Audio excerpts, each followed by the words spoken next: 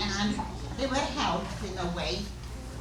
And he finally got a job, and after many more jobs, one job was to wash windows at skyscrapers in New York from the outside, mind you. And one day it was windy, and he figured he did not survive to die washing windows, so he pushed the window in with his feet and flew into this executive's lab, and of course he lost his job. After that, he was selling on a vegetable stand while reading the New York Times. As I tell you, he was a really educated man. It took him no time to learn English, and he loved the New York Times. In the meantime, people were stealing the vegetables. No good. And he went through many, many jobs like that. Finally, he got a job at a newspaper, and he was working the press. And lo and behold, one night, he had an accident, and he cut his finger. They took him to the hospital, and the doctor came in and every day and said, "How are we today?" And we were there with an aching finger, and he remembered that his father wanted him to become a doctor. He got workman's compensation, $3,000. He had another $2,000 that he saved up, and he decided, yes, he's going to become a doctor. And with this $5,000, he went back to Italy, where school cost less, and in the States, there were still restrictions as far as admitting people in the medical school. He arrived to Rome, registered, he got a scholarship. They were so impressed with his knowledge, and he arrived in May. School started in September. And this is for all the young people in this room. Please listen to me. He got there in May, and he slept under the bridges and walked around barefoot because he had only one pair of shoes. And by the time September came, he finally rented a room and did extraordinarily well in medical school. I could go through a million details, and one day when I write my book, if that ever happens, you'll find out. If not, just make me talk, and I'll talk. And finished medical school. He did not have money for a ticket to come back to the United States. However, he was lucky because on graduation day, he didn't have any money left, and he was famished. And as he walked out from the graduation, you know, Rome and Italy is all steps. And as he walked down the steps, he fainted and he fell down the stairs. He was taken to the hospital. And this is when the American embassy was notified that we have one of your citizens here.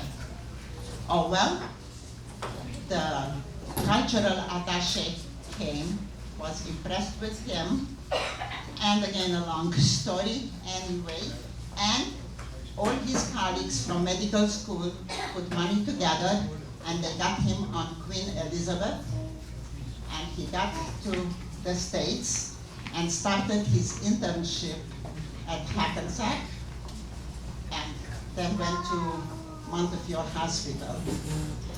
Well, he started his residency in Montefiore Hospital, and one day, this new refugee in the early 60s, that was me, just arrived newly to the new world after I lived under Hitler and Stalin, and I was 25 years old and used to being totally discriminated and hating to be Jewish.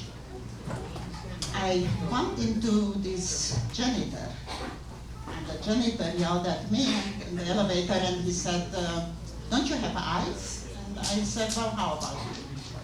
And he came back. But I was so brainwashed by the communists, they told us that if you upset an American, they have Swiss Army knives and they'll just jab you. So I said, oh Lord, I'm in this elevator and the janitor is gonna kill me. I got out on the 9th floor and I had an interview with Mr. Rosenfeld. The janitor followed me, and lo and behold, I ran out of there, but the janitor didn't follow me any longer. He walked into Mr. Rosenfeld's office. Good. Well, I got my job, and I was told to come back in 2 days. In 2 days, I was back, and I was assigned to work with Dr. Schwartz. And Dr. Schwartz was the janitor. And we talked. The second day, he invited me to lunch, to the doctor's cafeteria. I told him I don't go there because when enough of my novelty, I have to go back to where the nurses and the administration eat. So, but he chose to come with me wherever I ate. And we started to go out. I asked him if he was Jewish, Schwartz, and he said kinda, not really. And I lived with I tried to make this as short as possible. I lived with my aunt and uncle on the Upper East Side, West Side, West 83rd Street. And I told my aunt that his name is Schwartz and he says he's kinda Jewish. And she said he is Jewish. Mind you, everybody was upset that I wasn't married yet. At that time I was really old. So my aunt told me, she said, he's Jewish and just go out with him. I said, fine. Then I told her, it's funny that he asked me such crazy questions. He keeps on asking me, are you sure you were not married? And I said, no, I wasn't. Good. And finally, Yom Kippur comes, and my aunt told me, invite Schwartz for Yom Kippur. I told him, do you know what Yom Kippur is? And he said, no. He said, oh, I know the cello concerto. I said, no. And he came to my aunt's house. I told him he's going to have a meal like he's never had before, Hungarian food. But after that, he has to come to shul, which was a shtibel. And after that, we have to go to synagogue. And in Rome, as you well know, you do as Romans. He came, everybody liked him, and he ate everything, really ate. He's not had a good meal like that in a long time. And before we went to shul, my aunt, who had about 50 people killed in the Holocaust, she did yahrzeit candles on her stove, 50 of them. And then she asked him, she said, hey, Dr. Schwartz, did anybody die in your family during the Holocaust? And he said 3 people, mother, father, brother. She did 3 candles on the table. We started out to go to shul. When we arrived there, he told me he's not coming in. And he didn't, and I was very ungeblusen. I was extremely upset. And I told him he's rude and I'm going to transfer from the hospital. I don't want to work there with him anymore, and da. So I went to shul, we came home. He was waiting faithfully. And we came home, and lo and behold, as we opened the door, all of my aunt's candles, the wind blew them out, and there were only 3 candles that were burning. The candles in memory of my husband's family. People, the whole family, we were just astounded. He never said a word. Later on, I was so furious with him. My aunt transformed her whole house. I had to sleep with her. Her husband slept in the library. He had to sleep in the living room that not, God forbid, we should meet one another. Good, fine. But at 12 o'clock, when my aunt was breathing real heavily, I got out and I said, I'm going to go and tell him a piece of my mind. And he's not in the living room. And suddenly I hear noises from the kitchen, and I crack the door, and there he is, embracing the candles, and sobbing, and crying, and speaking in Yiddish, Mama Tata, Meerl, wie seid ihr? Ich bin allein. I am alone. He mixed the Hebrew with Hungarian, and I just withdrew. Did not sleep much. 7 o'clock in the morning I woke up, and I went into the living room, and he was not there. I go to my aunt, and I start to really shackle her, and say, Evitante, this and this happened, and he's not here. And she told me, oh my God, let's go and find him. You have to understand, many people, when they meet their past, some of the Holocaust survivors commit suicide because they cannot face it. So she put on her sheitel, and she wore a hat over her sheitel, and the sheitel was this way and the hat was that way, which was unlike her. And we ran on Broadway back and forth, could not find him. And then we went to shul, and in a corner, we saw this statue wrapped in a talus and not moving. We knew right away who that was. The davening was over. We went back to my aunt's house, and he could not start sobbing. And before he even ate anything, he asked my uncle Yoeli to sit down and learn a block of the Mura with him. And they did. And then he asked me to marry him. And we did. And we built a beautiful family, Debbie and Daniel. And just when we thought we had it all, leukemia hit, and he died. And he left a huge legacy. And you'll forgive me for taking so much time, but it was very important for me that everybody should know where Daniel and Daniel come from.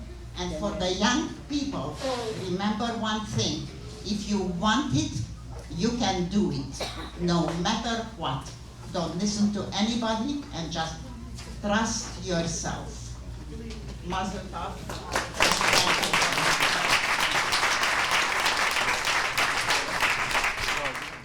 Mazel tov. No of Simchas, whatever it is. No, where is Alex? Behind you. Alex. Yeah, hi. 13 years ago, maybe a little less, I hold you in my hands. I couldn't do it now. I'd like to tell you, 2 years ago, I was with my wife in Florida in the Lubavitcher Shul, and the chief rabbi from Israel was there as a guest. After davening, people stood in line, and I didn't realize what's going on. I asked them, and they told me, they're asking for a brocha. I said, you know, I will ask her for a brocha too, but how bad can it be, the chief rabbi from Israel? So I went over to the rabbi, I stood in line, and I told him, Rabbi, I'm a Holocaust survivor, give me a brocha. No, I wasn't prepared for it. He grabbed my hands and told me, you give me a brocha, the chief rabbi from Israel. So I gave him a brocha, Rabbi, be strong and live till 120. He accept my brocha. Alex, Alex, I'd like to give you a brocha, the same hands, but the chief rabbi grabbed me, hands, and put on his head. I'd like to put on your head. Sein gesund, and be proud that your parents and for Kol Yisrael.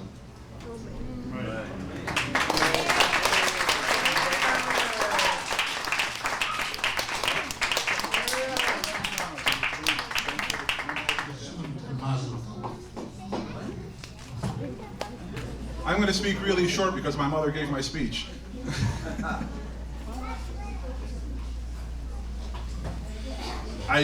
It's interesting.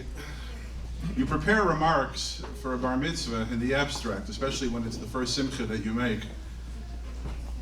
And when the ecstasy of the event kicks in, as it did, you begin to wonder whether or not your prepared remarks can really convey the joy of watching your child's accomplishment. A little boy stood up yesterday and emerged a young man, which sounds very trite, I know, but anyone who's been there knows exactly what I mean, which is why it's trite, because it's a rite of passage for my son, but I never thought of it as being a rite of passage for me as well, and for my family and for my wife. I had thanked many people who had come from near and from far before. I didn't mention my wife, my partner in life, the lady who makes it happen, the one who holds us together. She's the glue of our family. She, really without her, I'm nothing. And she should know that I know this every day.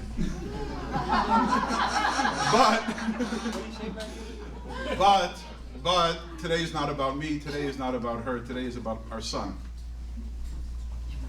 It's an awesome responsibility for me to stand here as his father and try to give him some sort of charge to take with him for the rest of his life. Rabbi Stahl mentioned yesterday that parents try to give their children roots and wings, and I'm going to try to do that today as well. Mishlei, Perek Aleph, Posuk Ches, the book of Proverbs of the King Solomon, chapter 1, verse 8. Shema b'ni musar avicha, v'al titoish toiras yimecha. Listen, my son, to the transmitted wisdom of your father. Do not forsake the teachings of your mother. This verse immediately builds in a dichotomy of